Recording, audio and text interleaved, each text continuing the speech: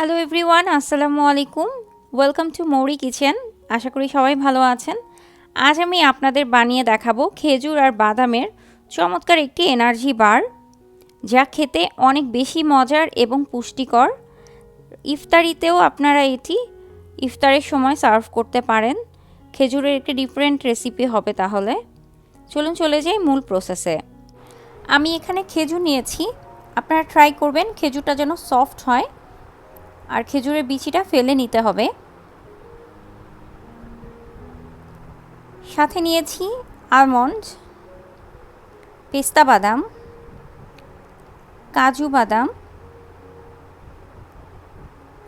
আখরোট এবং কিশমিশ। আপনারা চাইলে আরও বিভিন্ন ধরনের বাদামও ব্যবহার করতে পারেন। আমি খেজুরটা খুব ভালো মতো ব্লেন্ড করে নিয়েছি, আর বাদামটাও ক্রাশড করে নিয়েছি।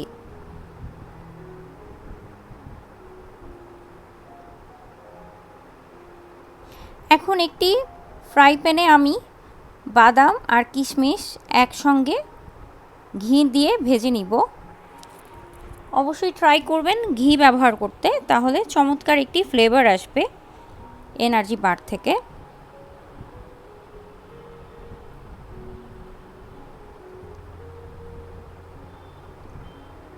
কিছুটা সময় নিয়ে মিডিয়াম লো হিটে ভাজতে হবে, যেন বাদামগুলো পুড়ে না যায়।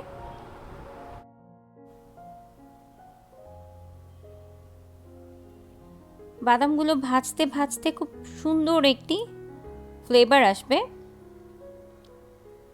তখন বুঝতে হবে যে বাদামগুলো ভাজা হয়ে গেছে।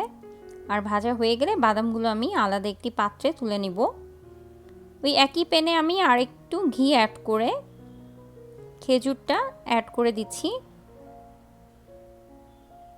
অনেক স্টিকি, তাই এটা আসলে মিশাতে একটু সময় লাগবে। এর মধ্যে আমি বাদামটা দিয়ে দিচ্ছি। বাদাম এবং খেজুর আমি একসাথে আবারও ঘিয়ের মধ্যে ভেজে নিব।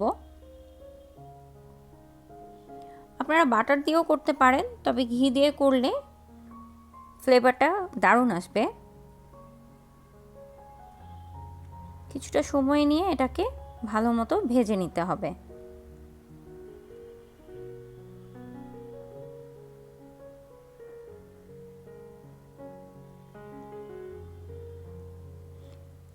ভাজা হয়ে গেলে আমি একটি পাত্রে খেজুর আর বাদামের মিশ্রণটাকে ঢেলে ঠান্ডা করে নিব। খুব বেশি ঠান্ডা করলে কিন্তু ড্রাই হয়ে যাবে, তাই কুসুম গরমের থেকে কিছুটা বেশি গরম থাকা অবস্থায় এটা একটি শেপে আনতে হবে। আমি হাতে একটি প্লাস্টিকের গ্লাভস পরে নিচ্ছি এবং হাতের সাহায্যেই গোল গোল করে এটা লাড্ডুর মতো একটি শেপ বানিয়ে নিচ্ছি। আপনারা চাইলে যে কোনো শেপেই করতে পারেন, আমার কাছে এটা ইজি মনে হয়েছে। আপনারা চাইলে আপনাদের পছন্দ মতো শেপেও এটা বানাতে পারেন।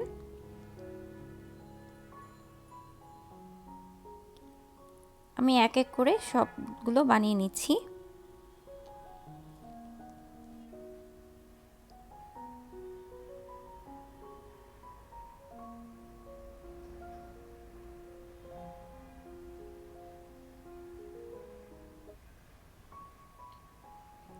সো ফাইনালি আমার সবগুলো বানানো হয়ে গেছে।